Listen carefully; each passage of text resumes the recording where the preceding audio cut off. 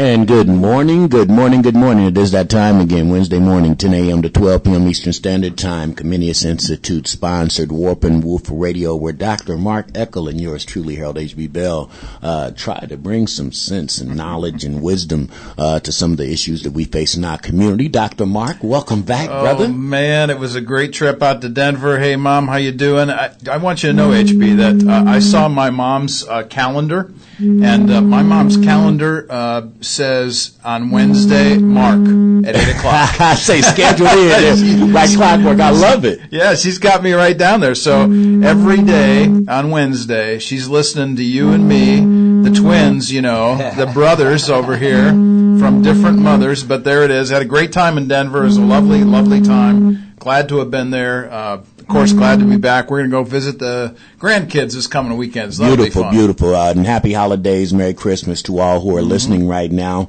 This will be the last time you hear from us together until after the Christmas Day celebration. And Virginia Eckel, I do want to say personally, thank you so much for the beautiful card. That just warmed my little heart up. And so thank you personally for doing that.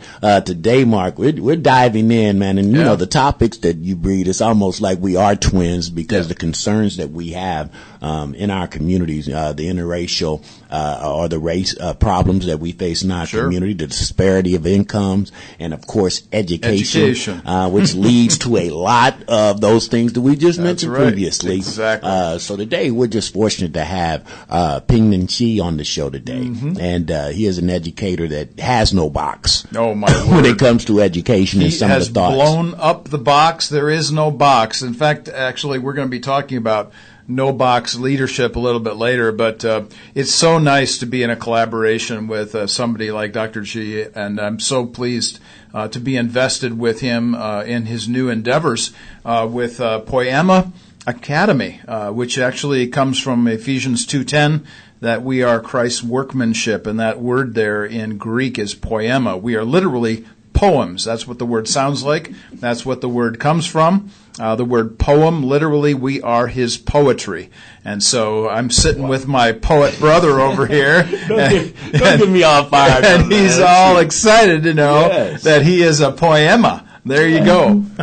Well, you know, good luck on taking this to the inner city and getting them to understand, but we'll get them together. What we do each and every week on Warp and Woof Radio is go in and discuss these topics in depth and offer a little wisdom and knowledge. And when we come back through our musical jazz interlude, as my brother likes to say, we're going to go in education. You're listening to Warp and Woof Radio on the Cool Groove site at RadioNext.tv. RadioNext.tv live. You're listening to Comenius Institute sponsored Warp and Woof Radio. Dr. Mark Eckel, Harold H.B. Bell in studio, man, and you have ripped right into the passion of my wheelhouse today. Educational change. We need to reform the way education is done, Mark, and you know, we talk about this candidly all the time, and there are so many variables included in education and the lack thereof of what we're doing today in the 21st century versus what our young people are needing to excel. So let's get right into it, man, as we talk about it. Why is the discussion about education so important to everyone and anyone that's listening? Yeah. I got to tell this story from my teaching at Moody Bible Institute back in, 1999. I started teaching there. And I rolled into my first course, and I had created this horrendous curriculum. I mean, it was just abysmal. I had them memorizing all kinds of stuff and writing all kinds of stuff, tests, and it was just awful. So the syllabus, you know, you could tell as I was going through the syllabus, their faces just got longer and longer and longer. Who is this new guy? You know? Yeah, he's boring me to death. Yeah, oh my word. So then I go to the corner of the room where the trash can is. I pick up the trash can, I put it on the desk, and I say, okay, now crumple all those syllabi up, wad them all up, play a little basketball here, and let me give you the real syllabus. Now, what did I do to those young people? Basically, what I did to them was something we call surprise. Now, surprise is you don't see that kind of thing coming. And I think it's important that we do exactly the opposite of doing the same old, same old. So I believe in the basic concept of never let them see you coming. I think that the issue of surprises is important. Certainly if we're going to talk about tactics in any kind of game, or if we talk about military or anything like that, the whole issue of surprise is huge. So I was teaching this course, I remember his Old Testament course, and we got into the issue of pride. And I had brought with me a Dr. Seuss book, Yertle the Turtle. And if you remember the story about Yertle the Turtle, the whole idea is that Yertle the Turtle thought he was all that, and he started climbing up in the backs of all the turtles so he could see as far as he could see, and he was the king of Salamasand. Well, bottom line was, it took me 5 minutes to read this story, and of course at the end of the story, the turtle falls off the stack, and he's down in the mud with everybody else, like we all should be. Well, I get done reading this story, 5 minutes, and I said, now, would you rather hear this 5-minute story or a 45-minute preachment on pride? Oh, my word. Of course, hands down, let's read Dr. Seuss. So my whole point in communication is never let them see you coming.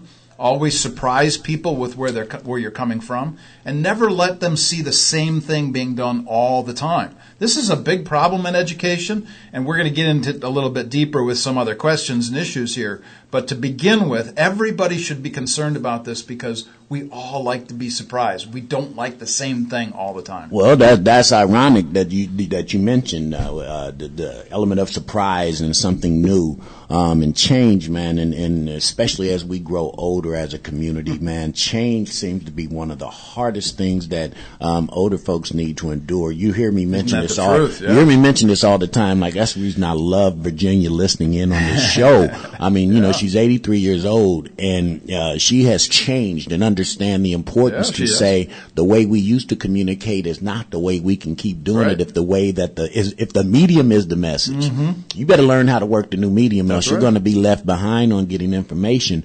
So why is change so important, man? Not only in education, but in everything. We're being willing to change. Sure. So let me just come back to our mom here and say, when I was out there in Denver, there's a new app on our phones called Marco Polo that Chelsea has introduced to us. And the whole point of Marco Polo is these little video vignettes that you can send back and forth to each other. And it was so much fun to see Mom enjoy those things, for the little kids. And so now what's happening with her? She wants to put that app on her phone so she can be invested as well. So your point about Mom is exactly true, that if you're interested in staying with it and staying up on things, get up on it. You got to change along with it. So let's just say what everybody knows. Change happens. Let's just put a period on that and say it's happening all the time. The question then becomes, okay, now what are you going to do about it?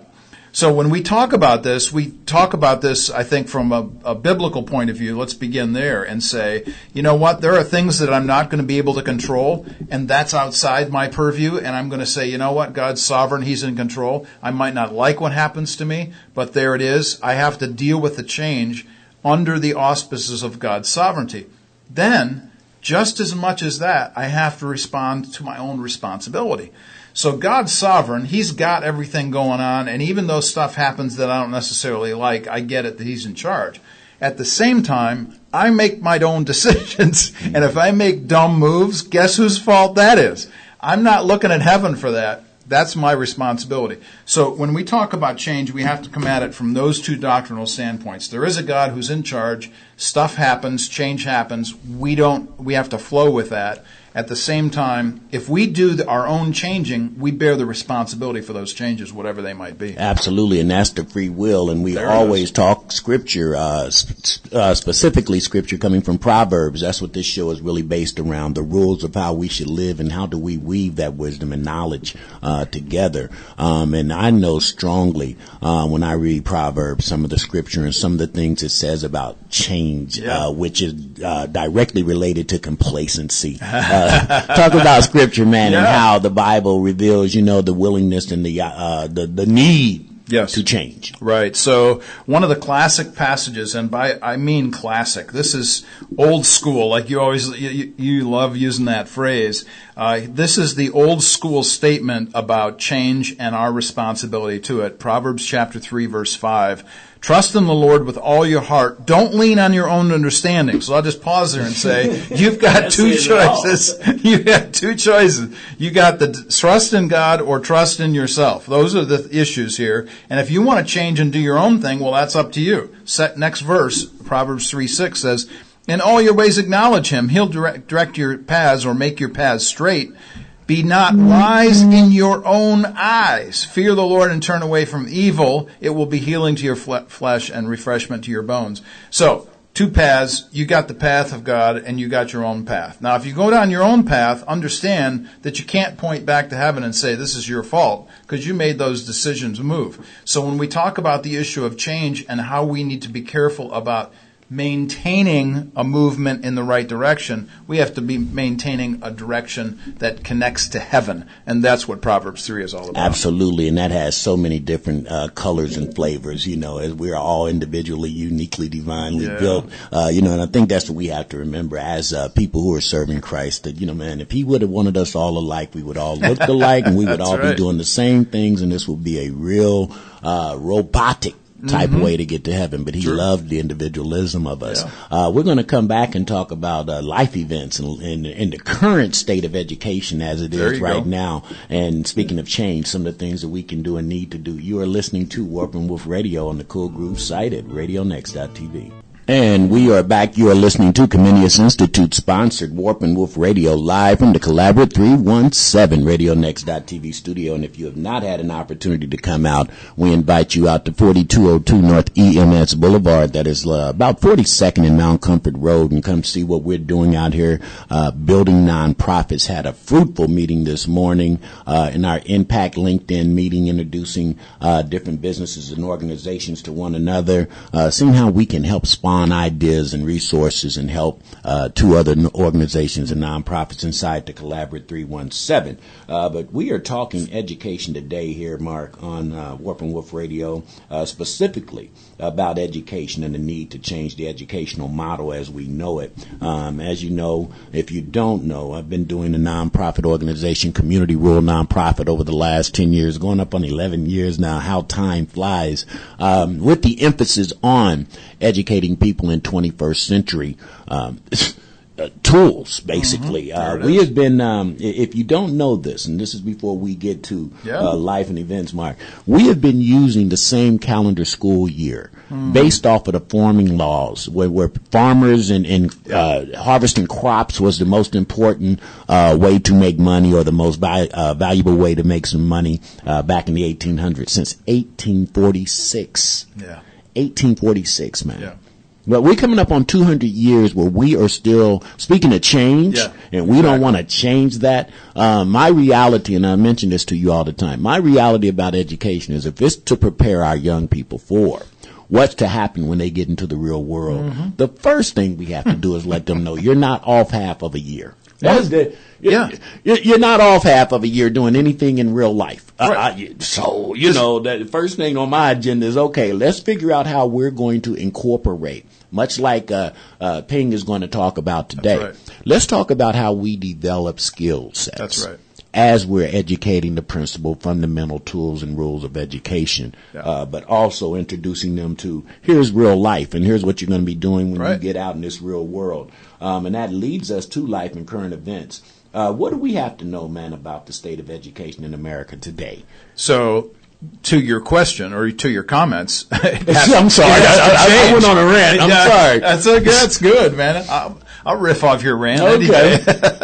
I really believe this whole idea that somehow you're going to expect students to remember what you taught them 2 months ago because they have some summer break, because you're based on this harvest schedule that doesn't exist anymore. I mean, this is ridiculous, and it's only hurtful, and it's especially, I'll rephrase that, I'll say it's especially hurtful to those young people who don't have the same advantages, who, let's say, for instance, who might be underprivileged, living in poverty with one parent. We could go on and on. So the issues that surround different individuals within their neighborhoods is even an issue that we find here. Even with our guest from last week, she was talking about this. Maddie was discussing this very issue, and how young people desperately need a consistency and a coherence to their schooling, and so that we don't take these huge amounts of time off. To your point, you do not, let me repeat, you do not take 8 weeks off from work. This is just unbelievable. You just don't do that. Mark, I make jokes about this all the time. But I don't want a haircut by my barber if he's been off for 2 months. I don't want a good meal from my favorite restaurant if that chef has taken off 2 months. I don't want to go dance with my lady if she hadn't danced in 2 months. I mean, really, 2 months is a long time off, and you have to retrain your brain to get back into sync.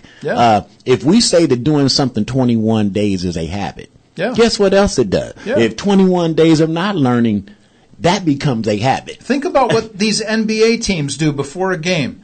They go out and what do? They shoot around. They shoot free throws. And they practice all year on their craft. All year long. And still have to practice. Before the game. Come on, people. Do we hear ourselves here? This is huge. So when we talk about the issue of change and the necessity of this, let me just make a couple of general comments.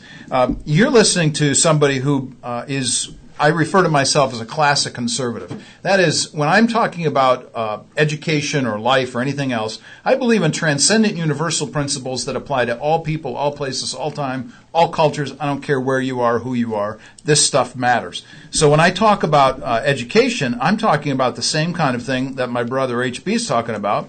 That is, we need to build tools within schools so that young people have an understanding of how they're going to live the rest of their lives.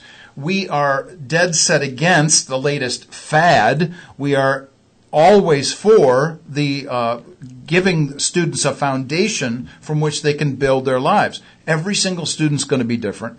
Every single class that we offer ought to be different according to the students that we have in class. I find this to be true all the time. I never teach my courses the same way to any given group of people because they're so different from each other, even the groups of individuals within a class. Why do I think that somehow this is going to change? It's not. So I have to get with the program. That is, I have to adapt to the students that I have in the class with the material that I have. The material doesn't change, but the students do. I know that's right, man. And, that classification was kind of nice. I like the way you kind of boxed yourself in there. I would consider myself a principle-driven free spirit. If I could describe me. But in that being the case, and we both, man, have this in common. That's the reason I say twins. Really, I'm hoping somebody gets why I call us twins, because inside, man, we are so much alike about what our concerns and cares are. And so we are both right at that 60 mark. You're 60, I'm 59. And the older generation, man, we have to be concerned about what happens and the knowledge and the wisdom that our young people consume. That's right. So why should we be, as an older generation, really concerned about education in this new generation, this younger generation coming up? So I got 3R words for you.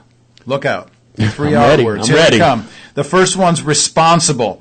My responsibility, according to Psalm 78, is that I bear responsibility to pass on what I have. So the psalmist David says, until I'm old and gray, I am going to teach your mighty works to the next generation. The same kind of thing is said in places like 2 Timothy chapter 2, where we are told that men are to teach other men who are going to then teach other men. So first, our word is responsible. The second one is respectable. Let me say this. Scripture is very clear about this. Respect is not earned, it's given. Hebrews 13:17, 1 Thessalonians 5:11 and 12. Both these passages say you respect the individual because they're in the office that God has given them. You then respect everybody, 1 Peter chapter 2, including, oh, by the way, even the president when you don't like him. You give respect to him. This is very important that we understand this. So we're giving respect to everybody. And, listen, teachers who are off school listening to me right now, you give respect to your students because those young people are doing a job right now. Their job is to be a student. You respect them for who they are. And then there's the repeatable issue. So this is the third R word. We're repeatable. That is, we have to be wary of the fact that the apple doesn't fall far from the tree. And we have to constantly ask ourselves the question, are there things we need to change for the future in ourselves so that when other people look at us and they look at what we produce, they don't say, wow, that was really messed up. You did a really bad job discipling that person. So, responsibility, respectability, repeatability, those are my 3R words. My responsibility, your responsibility, the younger generation. Absolutely, man, and I take it so serious. These young people are looking for, and we mention this each and every week on this show about the cultural divides and the differences that go on and take place, and what I have to do as an African American man for the younger people might be a different role than you have to deal with for the college students entering IUPUI with a whole nother view of life so far. And I think that we need to know where are these young people in their life when we meet them. How do we reach them? And I love what you said about every child is different, so the way we teach has to be different. I did the speaking at my coach's memorial on Saturday. Tell about it. It was so awesome because you and I share. I told you the day that we were sharing how important he was to me. An hour later after that show, I found out he had passed, and he was such a great man. And I mean, one of those kind of guys where not a hugger, not a I love you kind of dude, but his actions spoke so loud about how he felt about you that you didn't wait on that. Sometimes he would be cussing you out, and that was his real way to say he loved you. So, I found guys on the team trying to say, well, he's always cussing at HB. How do I get him to cuss at me? That kind of deal. But in speaking about his influence of me as a man and where I am now, and trying to direct and guide young people, there's a responsibility, especially when you know your situation. And when I know that there are young African-American boys and girls, 72% of them, statistics say, coming from single households, that means I got to step my game up. I got to be more important than just a guy they see. I got to have influence. So it was powerful, man. It was great to see and receive information from all the different people, and it all go and bottleneck back to what a great man George Brown was. So it was powerful. That's a great testimony. It was powerful. But with that being said, our educational system, Mark, I'm watching it, and I'm saying we're not preparing these young people for what they're going to be doing and contributing to our society once they get out of this K through 12 platform.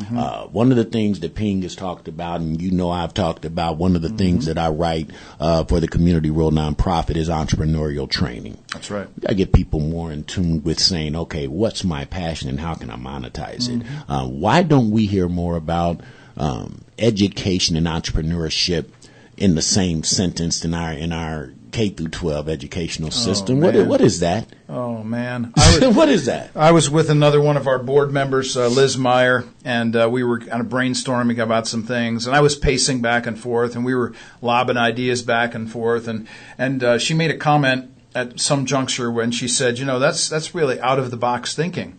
And I turned and I smiled at her, and I said, what box? I haven't seen the box. I don't know who built the box. I've not been in the box.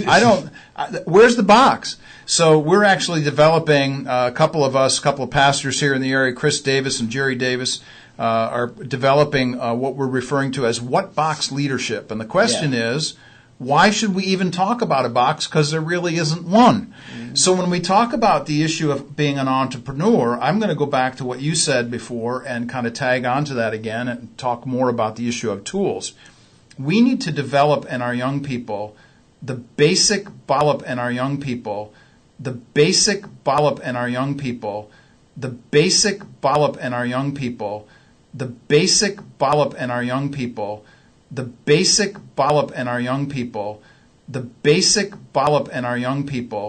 the bottom line ideas that are generally true for all people, all places, all time, all cultures. These are universal truths. They're very essential for all of us. Let's take, for instance, just a very simple thing like right and wrong. Right and wrong are classic examples of there's an order in life and you have to follow that. We were just reading Proverbs chapter 3 about this. I don't think anybody can kick about that. But the issue then comes when we are actually training students to think about certain subject areas. So I don't care if you're talking about math or science or literature or history. You're going to ask yourself the question, where are my students at right now? What are they thinking about? Where do we live? What state of the union are we in? Are we in a place that's near a seashore? Are we near a place that's near mountains? Are we near a place that's poor? Are we near a place that's rich? And I'm going to address the needs and activities and interests of the students at that time and place, but with classic comments and rules and tools that are going to help them through life, because those tools and those rules don't change. What does change is their circumstance, their surroundings, where they come from. You're smiling. No, because you're talking, putting frosting on scripture. I love it, though. But that is how we should educate. Yeah. That is how we should teach, because scripture clearly says, when it comes to principles, stand firm and planted, like a tree next to the stream. But when it comes to fashion, pretty much be willing to change. That's right. What it says. We're going to come right back. I'm getting it in. We're going to show how our faith-based and our Christian community needs to come to work together with education, and how we apply and import education to our young people. This is Warp and Woof Radio on the Cool Groove site. We're listening to Comenius Institute-sponsored radio show Warp and Woof. Each Wednesday morning, 10 a.m. to 12 p.m. Eastern Standard Time, Dr. Mark Echo, Harold H.B. Bell, trying to make some sense out of all these different problems that we face in our community. And today we are specifically talking about a passion of mine, education, and the transformation of education in the 21st century.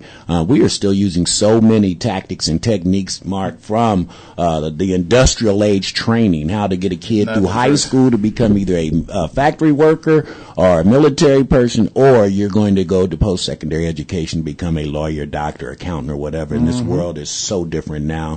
The information advantages for our young people, I don't think that we're using those tools effectively in the community and in our educational platform. So we're going to get them stirred up here on this segment, man. You already said you're trying to shock the house. And first of all, if we change the educational platform in Indianapolis, what would you see this city looking like if we use the tools and change the rules of education? What would it look like? Imagine a thriving metropolis centered around human universal transcendent principles where the city experiences wholeness.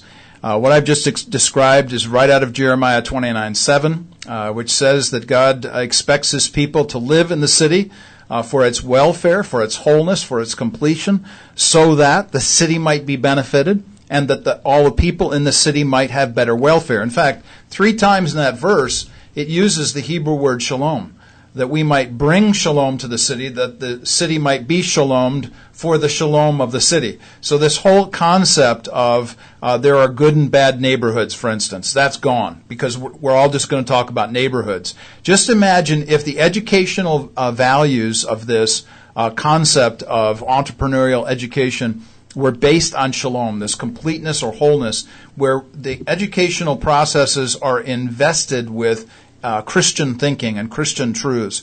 This is the essence and the emphasis of Jeremiah chapter 29, where God's people were in the Babylonian captivity. They were in Babylon. And what did God tell them? This is what you're supposed to do. You're supposed to work for the peace, for the shalom of the city. I'm telling you, HB, thriving metropolis out of 317. Well, I mean, the hell, I was getting ready to say we could just put that scripture on top of the Collaborate 317 mantra, because that is exactly what we're doing out here at Collaborate 317, is saying how do we get the best out of the each individual part of the whole, and that leads us to the next question, Dr. Mark Eccles, since you want to get people riled up. Yeah, we're going to get them riled here. Okay, so why should Christians become more involved in the discussion of entrepreneurial education? I mean, what's our responsibility as Christians? So I'm going to say what maybe I've said a time or two in the past, but let me jump on this because I know it's Christmas break and I know that there are some educators out there listening that don't get a chance to listen. So I'm going to both come alongside you, put my arm around you, and I'm also going to do a little butt kicking. So here it comes. Let's rock and roll.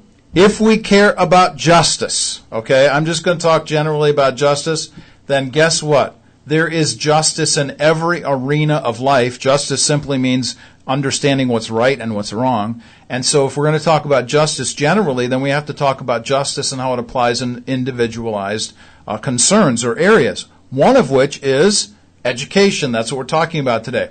So our concern today, right now, is educational justice. That's what we're concerned with. Let me make a few general comments about this and then make specific examples. Money and help is going in the wrong direction right now. Money and help is going in the direction of people's pockets and in large corporations and in unions. And those kinds of things need to stop if we're concerned about the justice of our students. So here are some examples. We are constantly adding layers and layers of administration in schools. We get more and more administrators that sap more and more of out of the money away from the teachers and away from the students that need it. We do not need more layers of administration. And I'm not talking just about individualized schools. I'm talking about from the federal government on down. We do not need people in Washington telling us how to teach and where that money should go, nor do we need extra layers of administrators in individual schools. And I could go into very specific detail here, but I'll spare everybody. You are going coattail political, brother. So, as I suggested early in the show, and I made a point of this for a reason, because I am a classic conservative, and again, I believe in transcendent principles, that's what I mean by that, and they're applied to all people, all places, all time, I want to limit government interference, top-down leadership. So that means I actually believe in something called limited government. That is, we should have less and less people telling us what to do, and they should give us more freedom to do what we know needs to be done. Now, if you're going to give us money, that is, by the way, our own money, tax dollars are the dollars that come out of your and my pocketbook. So the issue of money we're talking about is our money. So we should be able to direct our money in the way that it should go. I think this is really important. Limited government is important just as much as limited administration is important. Let me say something about teacher unions. Unions that are more concerned about politics than students are wrong. I'm going to say that again. Unions that are more concerned about politics than students are wrong. You need to get off your high horse about whatever you think is best or right or wrong on your side of the aisle. I don't care. Concern yourself with your students. And then I'll say something about curricula. Curricula needs to be written and taught by local teachers that benefit the city, then the state, and then the federal institutions. And it needs to go in that direction. We need to have people who are teaching young people right here in Indianapolis, who are writing the curriculum for young people in Indianapolis, because they know what these young people need. And then it benefits everybody else around us, instead of Washington or some other state house telling us what to do in education. Now, I'm not talking against accountability. Everybody needs accountability. I'm just saying accountability doesn't need to come from across the coastline. That's what I'm saying. Students and subjects must receive reciprocal care. That means that both things are important. If I'm going to teach math, there are certain math principles that are essential, but I need to meet the students where they're at with those math essentials so that they get it. We need the best, and I'll just end with this, my harangue with this thing, HB. Okay, go ahead, man. I'm sitting up here quite amused. Like I've never seen him this red before. I'm frothing at the mouth over here. So I'm just going to say this last thing. We need the best and the brightest as teachers. We do not need the dregs coming out of college. We need the people who are the best mathematicians, the best scientists, the best people with interpretive skills, the best people that are going to be doctors, the best people that do language study, all these things. And guess what you're going to be able to do, or what you need to do in order to get these people? Pay teachers better. Pay them better. If you pay them better, you'll get the best people to come teach your kids. So set that up in a way that the teachers are going to get the most money, and not administration, not Washington, D.C., local people, feeding them, paying them. That's what it's all about, HB. Woo. You okay over there? I'm okay. Okay, I'm okay. My blood pressure's up a little bit. And you went in deep on a personal philosophical rant, and that's cool. For me, I think that we have a responsibility, because the true sense of freedom, I think, in your life is to live as close to your design as possible while you're able to monetize it. I don't think that the strive should be how rich I'm going to be versus how much I can contribute and give back. I use this example all the time, poor, broke, and wealthy, for a reason, because I am able to influence so many people with this platform, being able to influence so many young people by having this platform and this opportunity that in dollars and cents it might not make sense, but in the results of and what I get to watch, and when you get to see people influenced by, okay, I met this person where they were and was able to influence and empower them, I think that is kind of like, what the reasoning should be, and that's just my personal belief. Sure. How does Comenius create a platform that invites entrepreneurial education as part of its philosophy. Absolutely. These are the issues that I think are near and dear, not only to you and me, but also to the Institute itself. So we're talking about college and community and then culture. When we talk about college, we're concerned, of course, with the issue of young people going into higher education out of high school. And we're helping to create a bridge for them, Christian young people, so that they know, hey, you know what, when they hear something that's untoward or different from what they've known all of their lives, they have somebody that actually cares about them at the university campus that can interpret and help with knowledge issues. Even this last semester, I was helping young people write papers, giving them resources and research from places that they weren't going to get from the university sector, because professors do have different points of view. Just like I have a point of view, so do my colleagues at IUPUI. So we're going to help young people at college. We're going to help young people when it comes to the issue of community. We're going to show them by example how we get along with each other. We're going to draw other people to us who may not necessarily agree with us about everything. That's not the issue. The issue is, hey, you bring something to the table I don't have. That's really important. Can we demonstrate community to young people? And then, of course, the third issue is the issue of culture. The issue of culture is, how do I think differently about all of the things that I see in culture, the different kinds of ideas, the different kinds of behaviors, the different kinds of demonstrations, the different kinds of products that come out of a culture. And how do I think about those from a Christian vantage point? Can I enjoy the arts? Can I be involved in business? Can I be invested in computer technology? Can I be a dramatist? Can I be a singer? It doesn't matter whatever it is that we're helping you to understand culture better. This is what Comenius does. We emphasize college, community, and culture, and we help young people to not only benefit from those things, but also to interpret them from a Christian vantage point. Woo, that is heavy duty, man. And we are talking entrepreneurial education today. How can we transfer what people learn and monetize it and make it effective in the society that we live in? Too many times we've got people striving for A's, and that A means nothing in applying it to a workplace or into a culture for the advancement of a people. We're going to come back. Dr. Ping shall be in. Going to take a couple of musical breaks, and we're going to talk to him about the brand new school. What's that school, man? Poema. I'm going to get that and put it on my shirt and see how many people don't know what in the heck I'm talking about, but they go buy it anyway. You know we do that, don't you? Yeah, we'll go buy it if we don't know what it is and it looks good. We'll go buy it. You're listening to Warp and Woof Radio. We're back, and boy, sometimes the conversations off air are better than the ones that we can give you, but I want to stay on this internet platform, so we better just keep those behind the closet. As we wait on Dr. Ping to come in, Mark, we've been talking education in a very, very candid way. Entrepreneurial education, and we're going to kind of start winging it now because, of course, every first hour of the show each week we try to bring information that is concise and information that is strategically set up from an educational platform where you can take something away and use it and apply it. And then in the second hour, since our guest isn't here right now, he lets me come in and start asking some questions or giving some opinions based off of some of the things that we can do to enhance education and have youngsters embrace education. And I'm going to start there. I think that the main thing, Mark, that we do wrong is that we come in with an agenda, as you mentioned earlier. Have an agenda. And Dr. Ping just walked in, and I'm going to ask this question because this will lead right into what you and Dr. Ping are talking about. The agenda is to say, okay, we're going to set up this educational system that grades our young people based off what they can remember. Basically is what we're doing. Do you remember that? Yeah.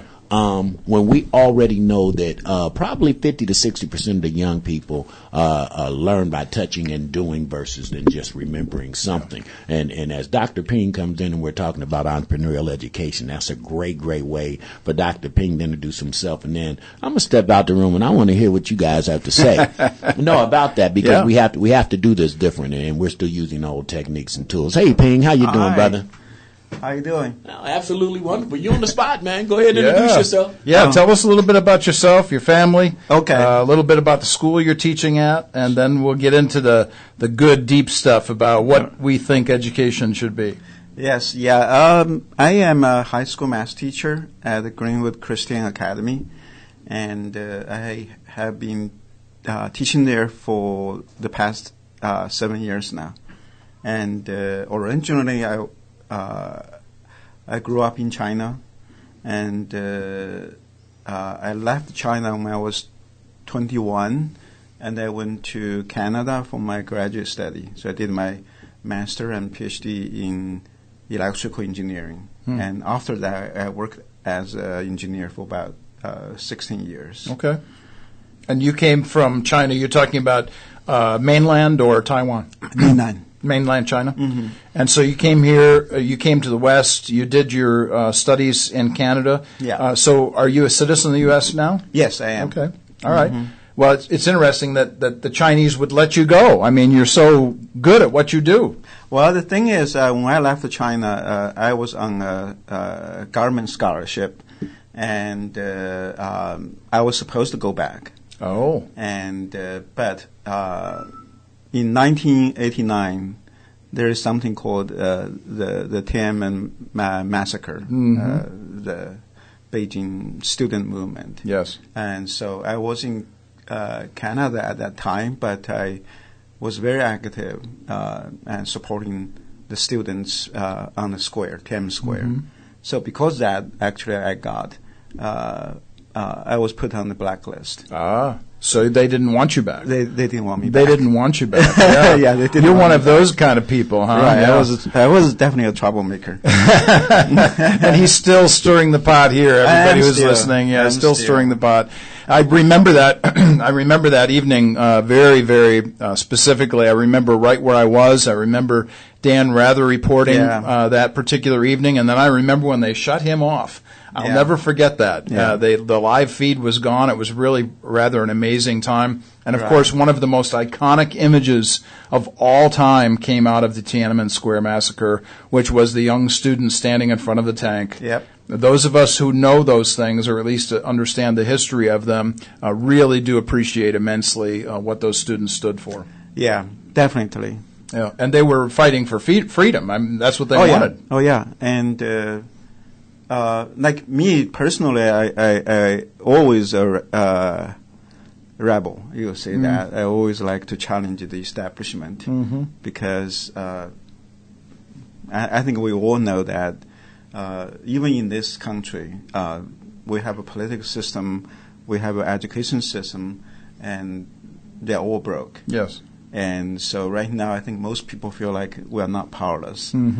But that's not true. We have power. We actually do have the opportunity to exercise authority in many respects, and that's, of course, what we're talking about here today. We're talking about being entrepreneurial educators, right? And this is an important idea. Actually, HB brought it up just as he was leaving. The concept of the different kinds of ways that we learn. Some young people learn kinesthetically, some learn verbally, some learn visually, and we have to meet students where they're at. But one of the first questions that I have to ask you, and because we're both high school teachers, I still teach a high school course. You're teaching every week in a high school. Tell us why and how you became a high school math teacher. Well, when I was work as an engineer, and I saw that actually how bad our American math education it was at that time, because I worked at 8 years as an engineer, and then 8 years managing a group of engineers. And those people actually have the graduates, say, like Purdue and places like that. But their math still pretty bad. I mean, their math just basically, I would say, middle school math. Wow. They still struggle with, like, trigonometry functions and things like that. I mean, definitely most people don't even understand calculus. They learn that in school. It's just like they never understood it. So I thought, it's kind of bad, and I think I can do something. Originally, my plan was after I spent some year in the industry, and I want to go back to college to do research and to teach in college. I still can teach in college, but when I was thinking about that, somehow I feel God calling me to do something else.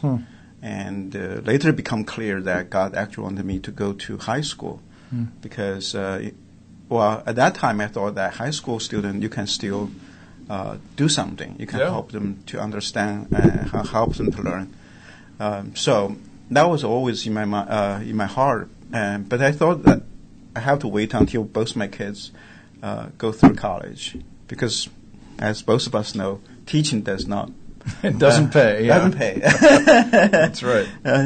Kind of give you a magnitude. When I became a teacher, I was making about 1/3 what I used to make as an engineer. Sure. So it's a huge pay card for me. Yeah. But I felt like that's where God wanted me. And God did take care of me. And so my original plan is wait until both my kids graduate from college. But then in the spring of 2011, I had a major episode of depression. So I had to stay home for about half a year. So during that time, I did a lot of thinking and praying and all that. So I was pretty convinced that God wanted me to become a high school teacher at that time instead wait. So basically just can't step out by faith. And God just provided. So I thought that I have to go back to school to get a teacher's license and all that, but it turned out there are opportunities come, and there is Greenwood Christian Academy, private Christian school. They need a teacher to teach calculus. The previous teacher is going to have a baby, and she decided to stay home.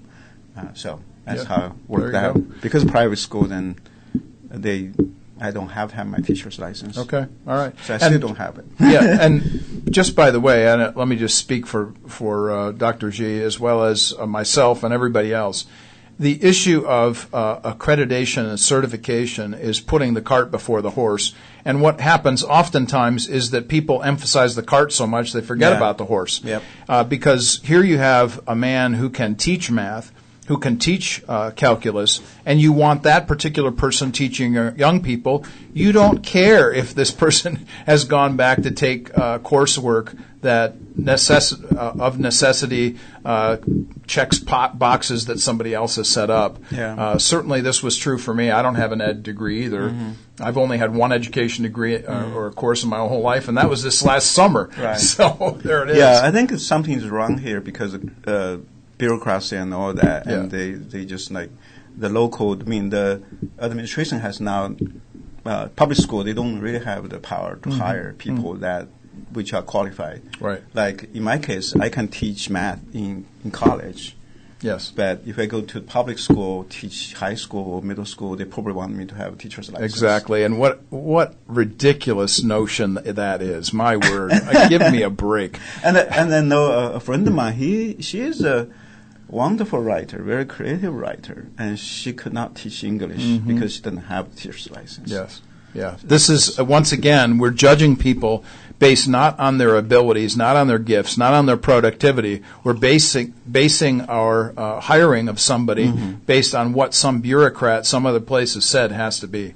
Okay, so once again, I'm thinking about our audience and not saying certain things. So I'll leave that go for the moment. Let's move on to the next question. Just give us the current state of Indiana high school education and then math education in particular.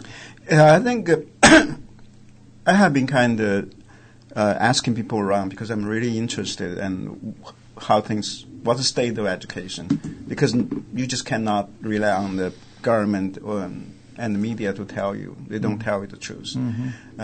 So the more digging I did, the more worried I became. What happens is that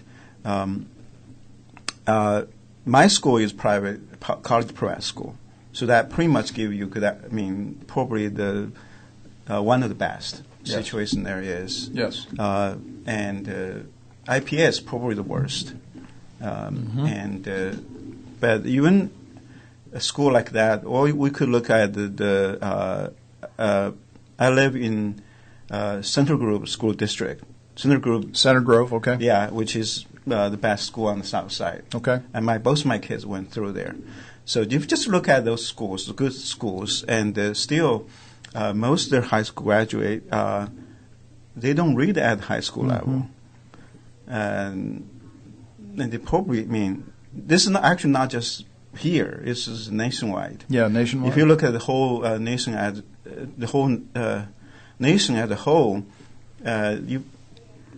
you'll find that most of high school graduates can only read at middle school level, like 7, 6. Right. Yeah. And so how does that transfer then into the issue of math? What is the situation of math? Math is even worse. I think most of the audience probably realize that. I think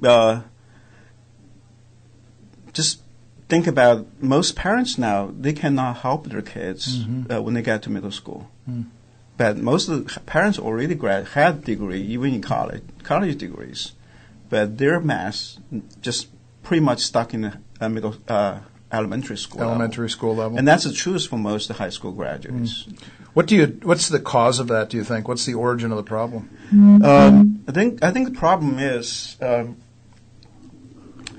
I realized that, I think actually recently, the problem I think we have is that math has never been taught. We call it math, like the elementary school, we call it math. Yeah. But that's not math. Okay. They used to call it arithmetic, which means that the original meaning of arithmetic means arts of counting. So basically counting techniques. Counting. Yeah, counting techniques, which is not math. It is not science. Because math and science, you're going to ask her much deeper questions. Yes. You're asking why. Why those two, why two even numbers add together to give another even number, things like that. But we don't do that. We just adding, subtraction, and all that. But most, even nowadays, a lot of kids now don't even know how to do that. They just rely on the calculator. Yes. And I taught some 7th grade kids when they do the add stuff together, they still have to use their fingers, which is, to me, is shocking. They should be able to know multiplication, times table, and all that, but they don't. They don't. So now, when it goes to middle school, it's supposed to learn math, but they never did. They're still learning how to compute.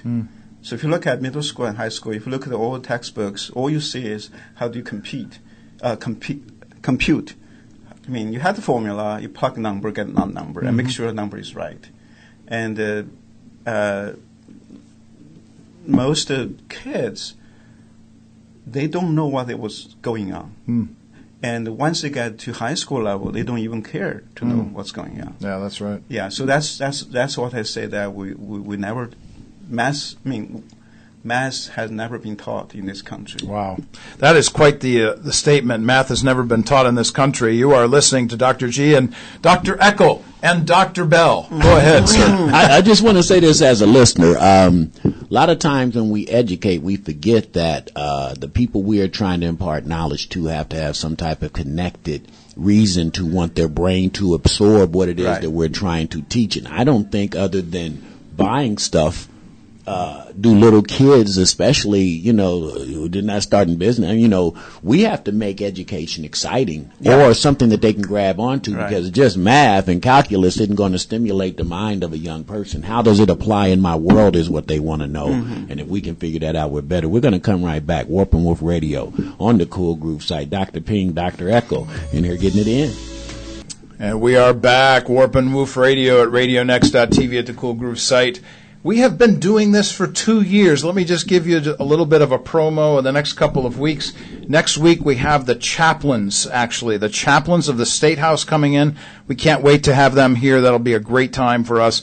And then the week after that, the very first episode of the new year, we are going to be celebrating our 100th show. 100th show. We're going to have a call-in show.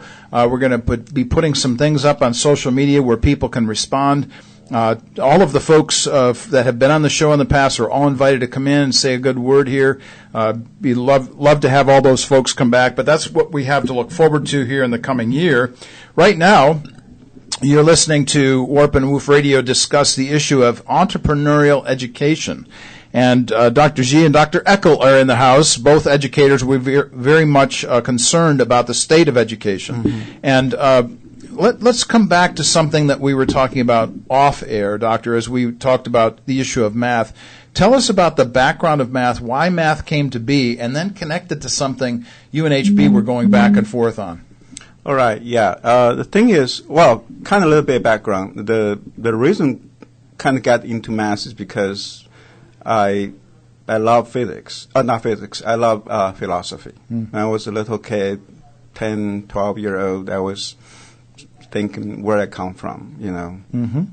You know, the universe is so huge, right? Yeah. I'm just one tiny, insignificant human being, or there's something bigger for me. Right. And so that's kind of got me into it, and which is what math was originally started. If you look at the human civilization, only the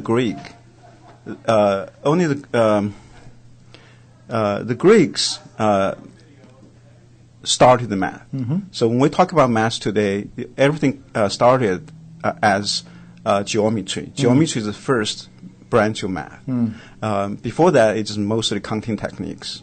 All the civilizations had that, like the Egyptians, the Chinese, but they just about the counting. They're trying to figure out how many, how many sheep they have, how many goats they have, how big the area they have, but they don't really care about the anything just beyond that. But the Greeks are kind of interesting. The Greek philosophers back then, they believe that the whole universe is divine. So that's where pantheism come from, the whole universe, and everyone's part of it. So therefore, in order for any human being, any individual to find the meaning in his life or her life, or to have a successful life, happy life, is to find his or her place in that cosmic order, and to find his or her niche, so to speak. But because their God is not personal, so there is no direct revelation from God, then you have to find it. Now, in order to find it, you need tools, and that's why mathematics was invented. And if you look at theory, we talk about theories and all that. If you look at the first 4 letters of theory, is THEO. Yeah. Has to do with theology. How right? about that? So the theory, actually, the original Greek means theo, which is God, Oria, which is I see. So put together means I see the divine. There it so is. when you discover theory, that means you see the divine, you see the handiwork of God. And math is that. Like Galilei actually said that mathematics is the alphabet with which God created the universe. There it is. That's right. God written the universe. So if you want to understand God's handiwork, math is a language, which is a language, which is the only language out there help you to at least get close to the truth. As a theologian, my people will ask me, what language does God speak? And my response is always the same: God speaks numbers, because He created His world in a mathematical format, in a mathematical way, because there's a coherent whole that's fit together, and that's really important. Well, let's kind of dovetail that into what you and HB were talking about off air, because this is an important concept here that we're discussing. You and HB were talking about the connection between the practice and the practical of, let's say, for instance, music, and the connection to geometry or whatever other concepts that math, calculus, and so on bears the weight of those practices. Tell us about the connection between true mathematic concepts and where that comes in its connection to the practice of life. Right. I know you are into classic education, and passionate about that too. So in the classic education tradition, there is 4 subjects you have to learn, right? You learn grammar, and you learn arithmetic, and you learn music, you learn astrology. That's right. So the idea behind that,